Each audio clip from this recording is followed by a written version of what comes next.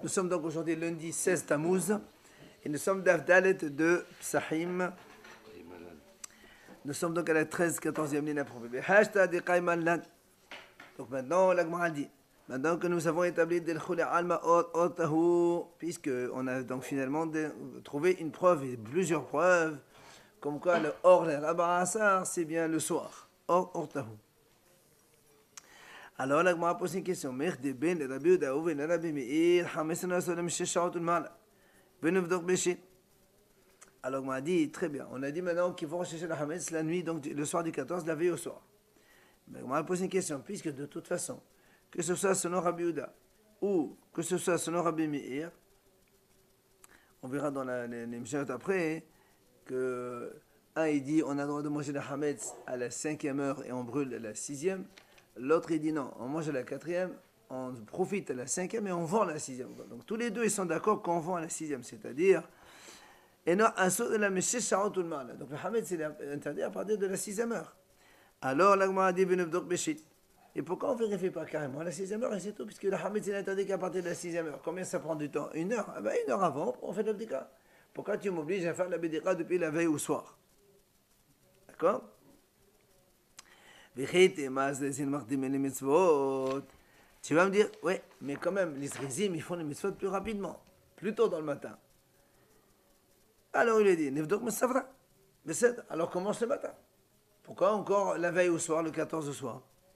Dirtiv, Ovayom Hashimini, dans la Torah, à propos de la Brit Mila, c'est marqué Ovayom Hashimini. Betania, et la Brit a dit, Kol Ayom Kulo Kasher la Mila. Donc toute la journée, on peut faire une Brit Mila. Et là, chez Zélizim, Amardimé les mitzvot. Ceux qui sont zélés, il faut les mitzvot donc le plus tôt le matin. Chez Neymar, d'accord? On a bien vu qu'Abraham s'est levé le matin aussi. C'était pour la Akheda. Et donc pour la mitzvah, il s'est levé bonne heure.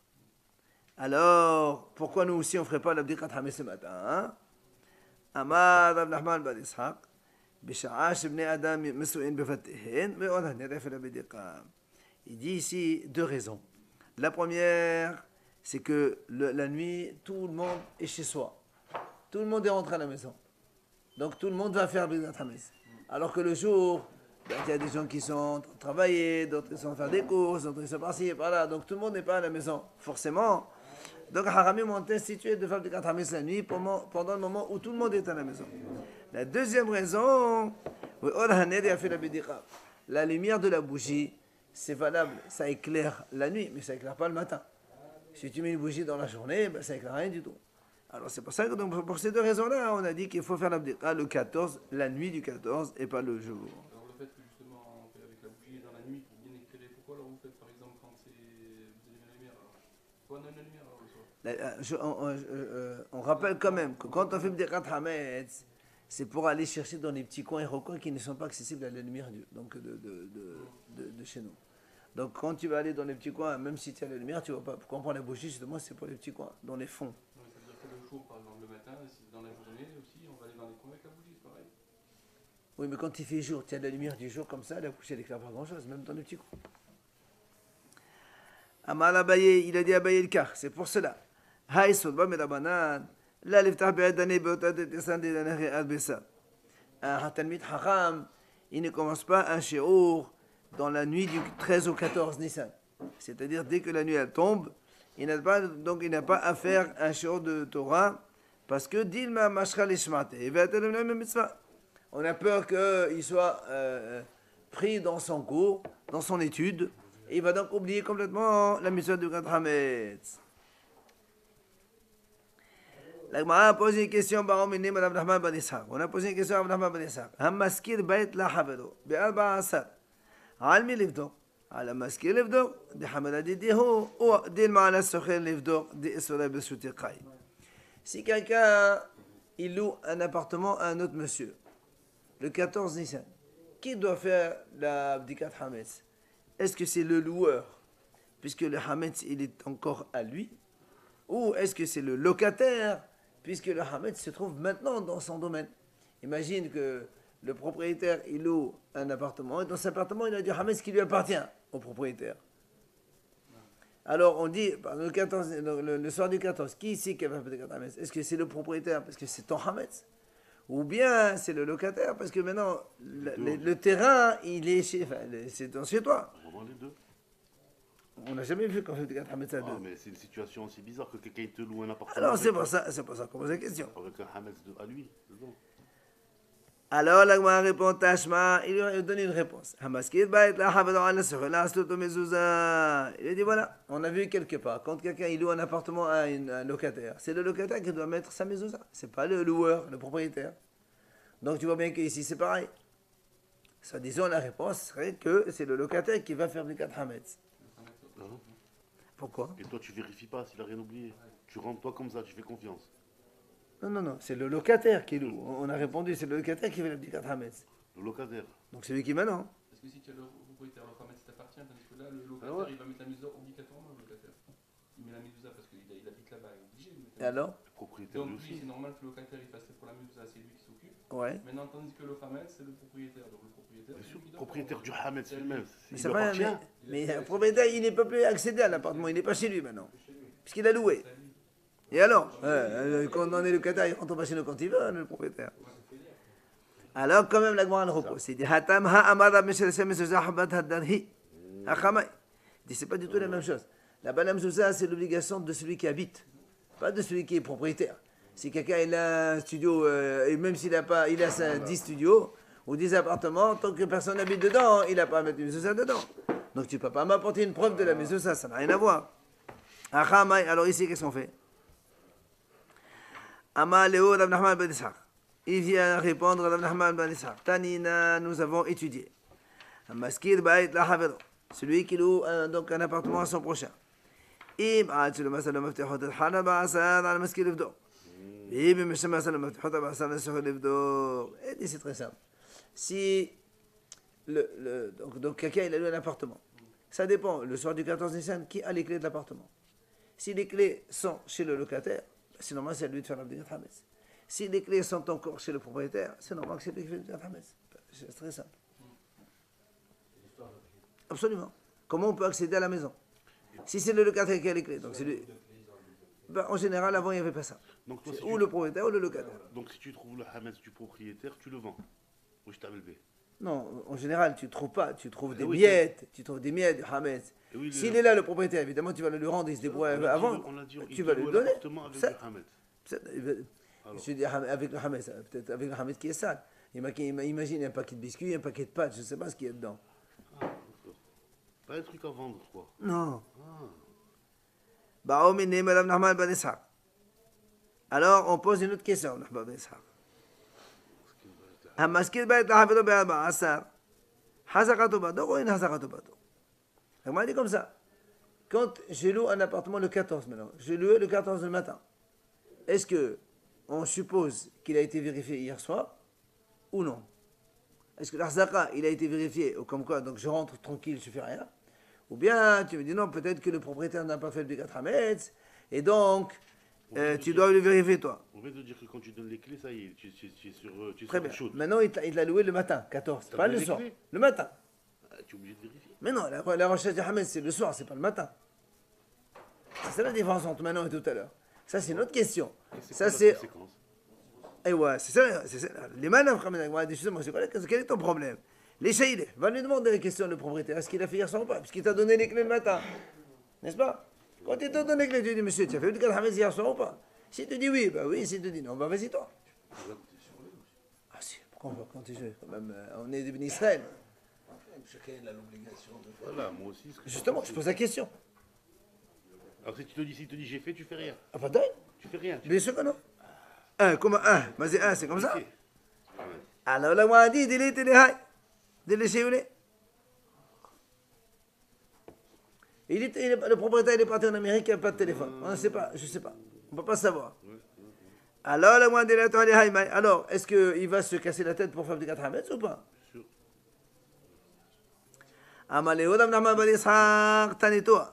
Vous l'avez déjà étudié. Hakol ne'emanin al be'oud Hametz. Afelo nashim, afelo abadim, afelo qtanim. Il le dit, c'est marqué, tout le monde, et on a confiance en tout le monde, s'il vient même une femme qui normalement n'a pas le droit de témoigner, ou un esclave ou un petit, s'ils te disent, nous on a vu hier soir le propriétaire il a fait de 4 hametz, alors ça marche. On peut se fier à eux. Tu ferais pas quoi alors? Mais alors on m'a dit, justement, alors on m'a dit, comment ça se fait qu'on les croit?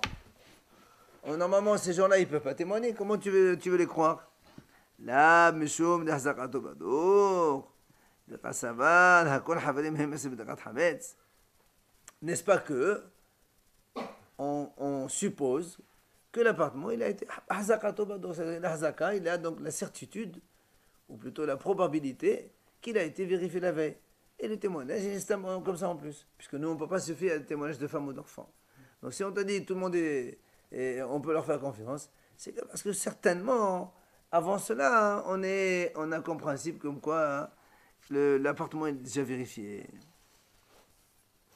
Tu vas me dire, mais comment tu peux faire confiance même à un ignorant? Tout le monde est considéré comme haver. Haver dans le sens où on est hacham par rapport à Bdekat Hametz. Vous vous rappelez, on a... justement, il dit ici, justement, Détania, comme la Bretagne enseigne maintenant, haver shimet.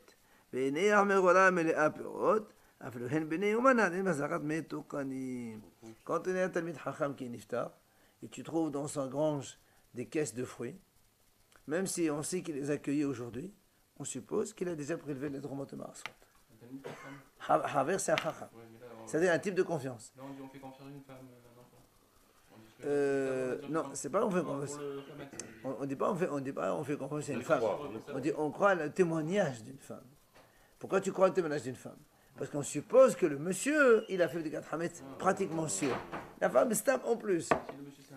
Alors justement, c'est pour ça que Hakol Haverim et des 4 hametz. Tous les juifs sont considérés comme haver par rapport au sujet de des 4 hametz. Donc on considère que tous les juifs font des 4 hametz. Donc en fait, le témoignage de la femme et de l'enfant est juste un peu pour compléter, mais la réalité n'est pas là. Pour des 4 hametz, non. Bon, ça a changé. Les gens ils mangent les deux. Bah, mon autre. Oh, mais mal, la gma dit d'où tu sais cela. Sandwich de matzah, ils font. Oh, mais mal, la gma dit d'où tu apprends ça. Qui t'a dit qu'on peut supposer par certitude que comme quoi c'est vérifié? Dis le machin, parce que la gma dit. Mais pourquoi ici tu dis qu'en fait on suppose qu'il y a la certitude qu'il a été vérifié? Peut-être que c'est à cause de justement le témoignage. C'est parce que la femme a témoigné ou le petit qui a témoigné, quand on leur fait confiance. Donc c'est pas une généralité alors. Voilà, donc tout le monde n'est pas, on ne peut pas croire tout le monde. Ça veut dire que si il n'y a pas quelqu'un qui témoigne comme quoi il a fait la vérification, le propriétaire, eh ben on ne peut pas se fier à cela. Ah, là, on dit comment? On dit comment tu peux dire qu'on compte sur le témoignage de la femme ou de l'enfant? Est-ce que la parole d'une femme ou d'un enfant, est-ce que ça peut avoir une valeur au niveau de témoignage, je veux dire? Donc c'est sûr que non. Alors pourquoi on dit que ça marche? Parce qu'en fait, on suppose justement que la maison elle est vérifiée avant. Alors on dit, donc qu'est-ce que tu vas me dire? En fait, on fait plus confiance à la probabilité que nous avons habituellement que la maison elle est vérifiée, plutôt que au dire de cette femme ou de cet enfant qui vont nous dire oui ou non, oui on sait elle a été vérifiée. Dans ces cas-là, on ne peut pas dire, comme on a dit nous chez nous, Hakol ne'emanim al be'od hametz. Donc tu es obligé de vérifier. Non, attends, Hakol ne'emanim si tu me dis qu'en fait, on ne fait pas confiance à la femme ou à l'enfant, dans ce cas-là, comment ça se fait que dans la phrase, dans le principe, tu me dis tout le monde, on les croit pour le hametz? Il ne faut pas dire comme ça. Il faut dire toutes les maisons sont considérées, vérifiées déjà par certitude ou probabilité. Toi, tu me dis, en fait, la parole de la femme ou de l'enfant, ça ne sert pas grand-chose. Alors comment tu me dis alors, non, on croit tout le monde sur le bureau Hametz, même la femme et l'enfant. Dans ces cas-là, c'est pas vrai. D'après ce que tu es en train de me dire maintenant, c'est pas ça la vérité. Il fallait dire plutôt que toutes les maisons sont supposées vérifier le soir du 14 Nissan. Pourquoi tu amènes un témoignage alors? Justement, toi tu as dit le témoignage il ne sert pas à grand Non, chose. mais la question c'est malgré qu'on tient un témoignage, est-ce que toi tu dois quand même vérifier ou pas? C'est ça. Tu Non, peux pas la rentrer. question n'est pas là. La question, nous on est là. On veut savoir est-ce que la maison a été vérifiée ou pas. Alors soit on dit la probabilité, tous les juifs ils ont vérifié leur maison, dans ce cas-là, Et toi, c'est tu fais bon. rien. Moi je fais rien, peut-être que je fais rien. Mais non, je fais rien. Écoute, C'est la mitzvah de vérifier aussi. mais la mitzvah c'est le soir, c'est pas le matin. Là j'ai pris les clés le matin, moi. Tu as fait chez toi alors. Voilà. Tu vas habiter T'as dans fait ta cette mitzvah. maison. Tu vas habiter dans cette maison. Elama, Mishum Amela Dehane. Pas toi la maison. C'est pas toi. L'Agmara dit, donc on est obligé de dire, puisque dans l'Agmara on a dit, Hakone Emanim, tout le monde on les croit, donc c'est sûr qu'on se fie à la parole de la femme ou de l'enfant. Non, mais sans la femme, qu'est-ce que ça aurait donné Justement. Sans le témoignage. Donc justement, justement c'est ce que l'Agmara va dire. Ce qu'on va dire, Hala Amri Hane. Donc s'il n'y avait pas une femme ou enfant, quoi? Là. L'Agmara dit. Donc, d'après ce que tu me réponds maintenant, tu me dis non, c'est sûr que c'est sur la parole de ces enfants qu'on fait. Ah oui, très bien. Ici, donc, il n'y avait pas un enfant ou une femme, donc la maison n'est pas vérifiée. Donc ça va pas se faire. Donc, la réponse, dans ces cas-là, donc on répond à notre question. Si j'achète un appartement le 14 au matin, est-ce que Hazakato Badok oui ou non? Tu vas me dire non. Réponds à la question, non. Ah, l'Agma dit non. En vérité, je peux te dire que quand tu loues un appartement le 14 au matin, on est sûr que l'abdika a été faite la veille.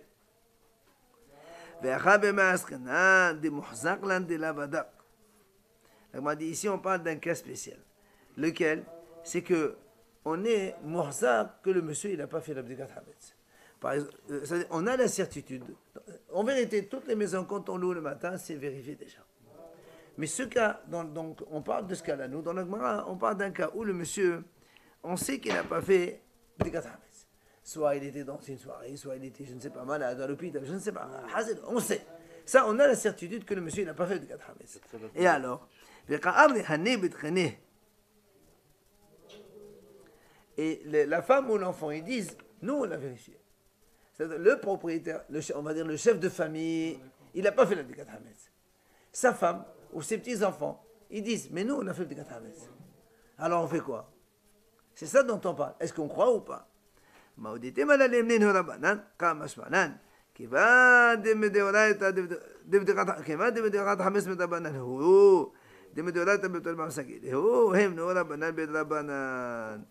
Il dit comme ça. Donc, nous, on aurait pu croire, on aurait pu penser, on dit, tiens, si le monsieur, il n'a pas fait de Hametz, on le sait, ça c'est sûr. À côté, tu as une femme qui te dit, j'ai vérifié.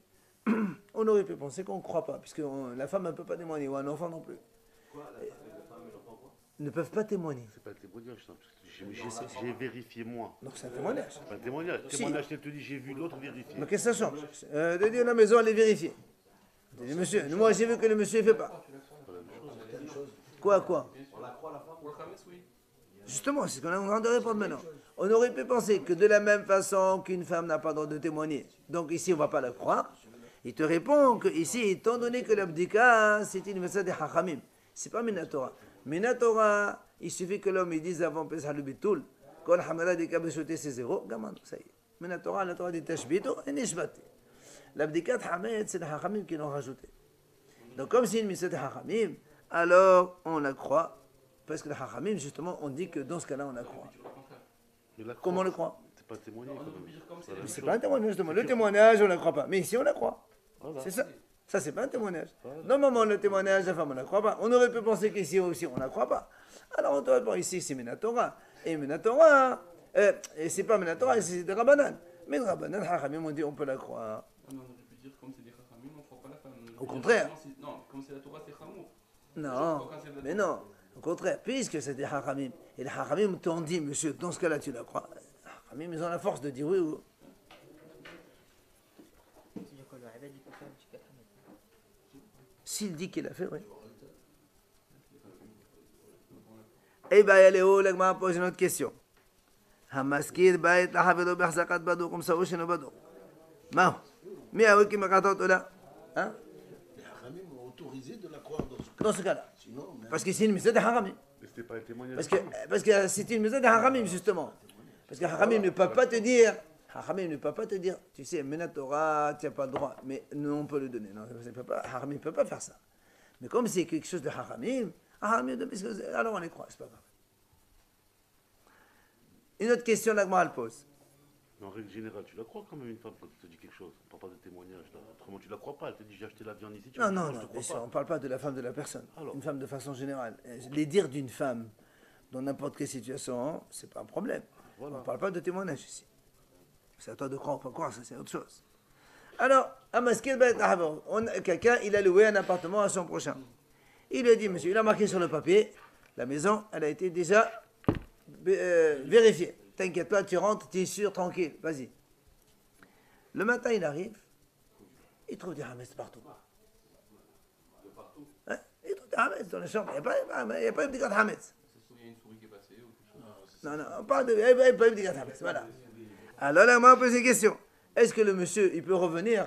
Il lui dit, monsieur, moi j'ai loué un appartement PDK vérifié, tu m'as pas donné tes clés, au revoir, je trouve quelqu'un d'autre. Est-ce que je peux annuler la location ou pas? C'est une raison pour annuler. Absolument. Est-ce que je peux annuler la location ou pas? Tasma, l'agma répond. De Amar Abaye, il a dit Abaye. Là, mais Baya Beata de la Yabe Agrabatro, de Nehalen, sur même sa bérofé. Il dit, non seulement, elle répond, elle dit, non seulement, je n'ai pas besoin de te dire que c'est sûr que la location elle est vraie, dans le cas où les gens, parce qu'avant, il y avait des gens qui louaient les services de personnes pour venir vérifier le Hametz.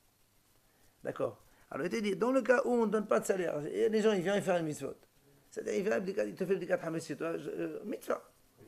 Alors évidemment, dans ces cas-là aussi, c'est sûr qu'il ne peut pas revenir sur le truc, parce que là aussi, toi tu peux faire Bedikat Hametz toi-même, tu amènes quelqu'un d'autre qui t'a fait, bon, ça va, c'est pas la folie. Si tu as dit que la maison elle était vérifiée, elle n'est pas vérifiée, ben tu n'as qu'à vérifier toi-même. Ou bien amène quelqu'un d'autre qui t'a fait, puisque c'est gratuit. Mais, à philo, même si on se trouve dans une ville où la recherche du Hametz, si toi tu ne peux pas la faire, tu es obligé de payer 50 € quelqu'un pour la faire. D'accord? Même dans ce cas-là, ce n'est pas une raison d'annuler une location. Pourquoi? Parce que malgré tout, les gens, ils préfèrent faire la mitzvah avec leur propre bien. Ce monsieur, il n'a pas fait de gâteau Hametz. Il a dit quoi? Il a dit alors, je comprends. Qu'est-ce qui se passe là? D'accord, il a dit. Il a trompé. La question est, est-ce que ça annule la location ou pas? Est-ce que c'est une raison d'annulation? Il te dit non, c'est pas une raison d'annulation. C'est-à-dire, on s'en fout.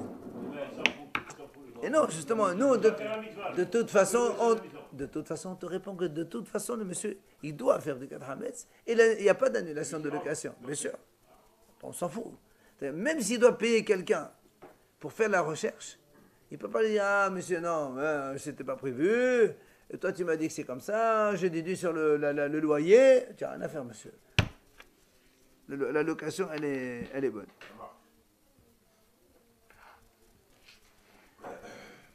Nanatam, elle rapporte la Mishnah qu'on verra plus loin. Rabbi Meir Omer, Ochlin Kol Hametz, Besofim Betchelat Shesh. Rabbi Yehuda Omer, Ochlin Kol Arba, Betonin Kol Hamesh, Besofim Betchelat Shesh. Ça, c'est la Mishnah qu'on verra plus loin. Donc, il y a Mahlok entre Rabbi Meir et Rabbi Yehuda. Rabbi Meir dit on peut manger toute la 5e heure et on brûle le Hametz à la 6e heure. Par contre, nous, on fait comme Rabbi Yehuda. Rabbi Yehuda dit on peut manger jusqu'à la 4e heure. À la 5e, on peut encore profiter, vendre, donner à des hametz qui nous reste encore à d'autres personnes. Et à la 6e heure, on brûle. C'est ce qu'on fait nous aujourd'hui. Donc tous les deux sont bien d'accord, puisque tous les deux ils sont d'accord qu'on brûle à partir de la 6e heure. Ça veut dire que tout le monde est d'accord qu'à la 6e heure, le hametz il est interdit. Ça c'est communément admis. Début de la 6e heure. Oui, de Tchilat Shesh. Minalan, l'agma dit pourquoi? Pourquoi ils disent pas la fin de la 5e? C'est le début de la 6e, c'est pareil. C'est la même chose. Ça change rien. On va voir un petit peu là-bas, plus loin, on verra un peu plus loin cette discussion. Alors, l'agma dit Minalan, d'où on sait que à partir de la 6e heure que c'est assourd. Amar Abaye, il a dit Abaye. On a deux psukim qui sont marqués à propos de Hametz. Premièrement, La Torah dit, Shiv'at Yamim, pendant 7 jours, le Hametz ne doit pas se trouver chez vous. Donc 7 jours, c'est quand? C'est les 7 jours de Pessah. Donc on commence le soir du 15 Nissan et on finit donc le 22. Seulement, Urtiv, Arba Yom Adeshon Teshbitu Seon Mabatechem. La Torah dit seulement, le premier jour, vous annulerez le Hametz de votre maison. Alors on ne comprend pas. C'est le premier jour ou c'est les 7 jours? Haketzad. Les rabot Arba'a Asad Labe'or. C'est pour, quand on a dit Yom Arishon, en fait, c'est pour inclure le soir du 14. Aussi, il faut brûler le Hametz. Il faut débarrasser. Les rabot Arba'a Asad, pardon, tu as raison, c'est le 14e. Ce Bayom Arishon là, c'est le 14e, c'est l'ayat de la veille de Pessah. Tu le rajoutes sur les 7 jours. Parce qu'il y a marqué 7 jours, après il y a marqué et le premier jour. Donc ce premier jour, c'est quoi? C'est le 14e. Ah, dans ces cas-là, l'agma dit pourquoi? L'agma dit pourquoi? Peut-être qu'on aurait pu penser s'il s'agit du soir du 15. Parce que... Le premier soir. Oui, premier soir, absolument. C'est ça quand on a dit Ramina Yamim Kitiv Yamim En Lelot là. Comment ça va? On a fait le Lelot. Et moi, dit, parce que dans la Torah, qu'est-ce qu'on a dit tout à l'heure? Le passage qui dit Shiv'at Yamim Seor Lo Yimase Bevaterem. Shiv'at Yamim, 7 jours. Donc, très bien, mais la Torah. Ça commence toujours le soir, nous la veille. Très bien, mais si la Torah dit Shiv'at Yamim, elle nous dit Bayom Arishon, et toi tu dis Bayom Arishon, c'est pour inclure le 14e. On ne parle pas du 14e ici. C'est plus logique de dire le Bayom Arishon, en fait, c'est le soir du 15. C'est plus logique de dire ça. Alors, du Hametz chez toi le soir du 15. C'est... Il y a marqué, on a commencé avec Or et Alba. Oui, ça, on a déjà vu. Maintenant, on pose la question, d'où tu tiens cela? Nous, notre question, elle est, pourquoi tu dis ça? Puisque le Hametz, c'est à partir de la 6e heure. Pourquoi tu veux commencer à partir du soir du 14? D'accord. L'agma a dit, l'agma dit ça pour me dire qu'il y a marqué Shiv'at Yamim, ça dit que seulement le jour, que c'est interdit d'avoir le Hametz, mais la nuit. C'est-à-dire, moi, ça, j'ai pas besoin d'un passage du tout. Pourquoi? C'est parce qu'on a déjà fait Hekesh entre l'annulation du Hametz et le fait de manger, l'annulation du Hametz et le fait de ne pas manger le Hametz. Où ça? Il va apporter les psukim, mais juste avant il dit et le fait d'interdire de manger le Hametz avec la mitzvah de manger la matzah. On a fait Hekesh entre les trois. C'est-à-dire, le moment où tu manges la matzah, tu ne dois pas avoir du Hametz. Donc, c'est inclus obligatoirement le soir du 15. Puisque la mitzvah de manger la matzah, c'est le soir du 15. Donc, tu ne vas pas me dire que quand on dit Yom Arishon, c'est pour inclure le soir du 15. Ce n'est pas possible. Ça, je n'ai pas besoin de ça. Le soir du 15, il est déjà interdit de Hametz. Puisque le soir du 15, il faut manger la matzah. Or, nous, on sait qu'on a un Hekesh entre manger la matzah, ne pas manger le Hametz et annuler le Hametz. Donc de toute façon, le soir du 15, c'est certain qu'on ne parle pas de ça du tout. Et si on fait un Hekesh comme ça, justement, alors on peut dire aussi l'annulation, c'est aussi le soir. Si tu fais un Hekesh pour les trois.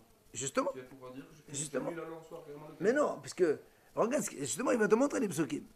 Il te dit, on a donc comparé l'annulation du Hametz avec l'interdiction de manger du Hametz d'Irtiv Shiv'at Yamim, c'est Lo Yimase Bevaterem, qui kol ochel mahmetz v'nechdeta. Donc tu vois bien ici, qu'est-ce qui est marqué? C'est Or et Hametz en même temps. C'est marqué, pendant 7 jours, tu n'as pas le droit d'avoir du Hametz chez toi. Parce que celui qui mange du Hametz, pendant ces 7 jours, Hayav Karet. Donc tu vois bien que les 7 jours, ils sont déjà inclus dans l'interdiction de manger du Hametz et l'obligation de ne pas posséder du Hametz. Ashbatat Seor, c'est ce qu'on appelle Ashbatat Seor. Après, on a comparé dans la Torah le fait de manger le Hametz, l'interdiction de manger le Hametz, avec l'obligation de manger la matzah. Comment? Dirti, Kol mahmeset lo tochel, ou bechol moshavotechem tochalu matzot. D'un côté, la Torah dit, Kol mahmeset lo tochel, tu ne manges pas le Hametz. Et d'un autre côté, la Torah dit, bechol moshavotechem tochalu matzot. Dans toutes vos résidences, vous allez manger la matzah. Et nous, on sait, Urtiv be bamasa, ba'edav tochalu matzot. Et pour la matzah, c'est marqué le soir, tu manges la matzah. Donc, on a une obligation de manger la matzah le soir du 15. Donc, automatiquement, le soir du 15, tu n'as pas le droit d'avoir de Hametz. tu n'as pas le droit de manger le hametz. Et automatiquement, le soir du 15, tu n'as pas le droit d'avoir du hametz chez toi. Donc déjà, le soir du 15, il est déjà interdit. Alors pourquoi la Torah dit Bayom Harishon Tashbitu Seor? Puisqu'on a marqué Shivat Yamim, 7 jours, tu n'as pas le droit d'avoir du hametz chez toi. Et nous, on vient de montrer maintenant que les 7 jours, c'est inclus le soir du 15. Le Bayom Harishon, c'est quoi? Et là, c'est pour le 14, donc Nissan. Ah, la Gemara dit Ve'em, elle est la botte, l'Elia de la bureau. Ah, puisque c'est comme ça, le 14, comme tu as dit tout à l'heure, nous, le jour, ça commence après la nuit. Dans ce cas-là, on aurait dû interdire le hametz depuis le soir du 14. Quand on fait petit 4 hametz à la tombée de la nuit, à partir de maintenant, c'est terminé, on arrête de manger, c'est fini. Pourtant, nous, on sait très bien que toute la nuit, on a le droit de manger. Et même le matin, jusqu'à la 4e heure. Pourquoi ça? Il a dit Bayom Kittif. Bayom Harishon. Bayom Harishon, à la partie le matin. Puisque nous, on va inclure maintenant le 14 Nissan. Il y a marqué Bayom Harishon, c'est le 14. Ah, très bien. Alors commence le matin. Pourquoi tu es à la 6e heure? Le matin. Alors, bonnet, à partir du matin, c'est à sort de manger le hametz. Pourquoi on fait à la 6e heure? Il dit non. C'est marqué dans la Torah Ach Halek. Il y a marqué dans la Torah le mot Ach. Quand on dit Ach, c'est un diminutif. Alors coupe en deux. Coupe en deux, voilà. Tu coupes la journée en deux. La moitié, c'est permis, et l'autre moitié, c'est assaut. Ça, c'est ce qu'il a dit, donc, hein? Manger ou d'avoir du hametz? D'avoir du hametz. Ah, on parle plus de manger? Donc, nous, on parle de posséder le hametz. Et posséder et manger en même temps, puisqu'on a dit que les deux psukim, ils parlent de la même chose. Non, parce que manger, c'est 4e heure, et posséder, c'est 6e heure. Mais on va voir. Parce qu'après, ça, c'est une restriction des haramim. Ça, ce sont des barrières que les haramim ont mises. Mais pour l'instant, nous, on se met d'accord que c'est à la 6e heure qu'il faut arrêter tout. Après, on verra, parce que les haramim, ils ont voulu mettre une barrière pour ne pas que les gens ils se trompent. Donc ça, c'est Abaye qui a dit tout ça. Devé Rabbi Ishmael Tana, dans la yeshiva de Rabbi Ishmael, on a vu ça autrement. Il dit, Matzino yad shenachal rishon. C'est-à-dire, toi tu m'as dit Bayom Harishon. On a dit c'est quoi ce Bayom Harishon? Et lui il te dit, monsieur, c'est très facile. Le Bayom Harishon, c'est sûr, c'est le 14 Nissan. Pourquoi?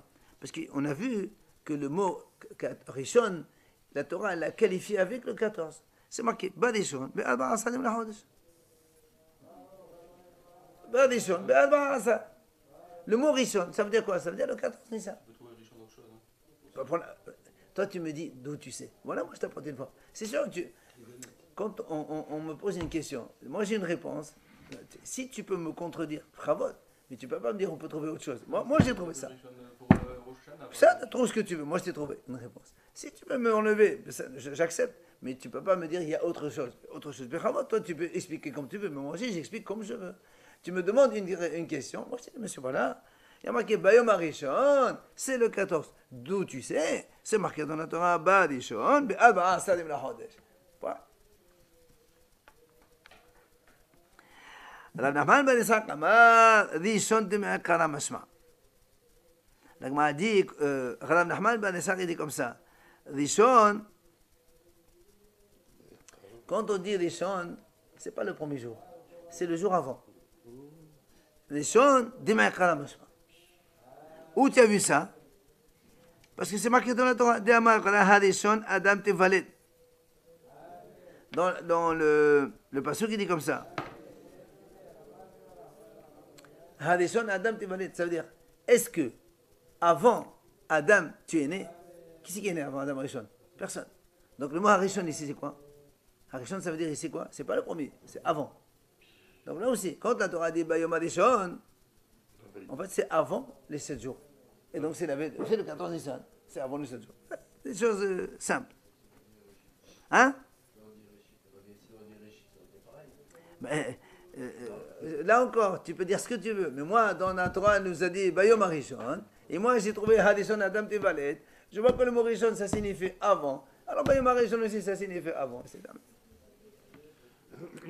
Et la Me'at avec moi dit avant. Ah, la Gemara dit c'est très bien. Maintenant tu me dis que Bayom Harishon c'est toujours avant. Alors quand dans la Torah on te dit dans le Lulav, vous prendrez le premier jour. Alors moi je vais comprendre, le lulav, il faut le faire la veille de Sukkot. D'après ce que tu dis, Bayom Arishon c'est avant.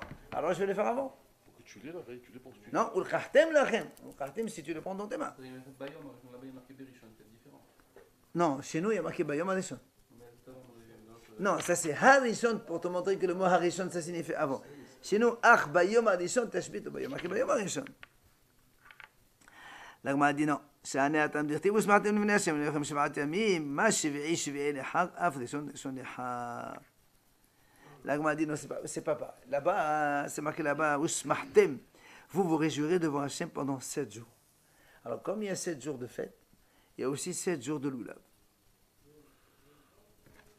Comme on a dit, Shiv'at Yamim pour la fête, il y a aussi Shiv'at Yamim pour le lulav.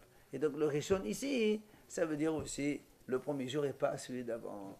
Alors évidemment, la Gemara, elle va poser la question, alors chez nous c'est pareil. Ça aussi, c'est la même chose. D'accord? On reviendra demain parce qu'on est en retard.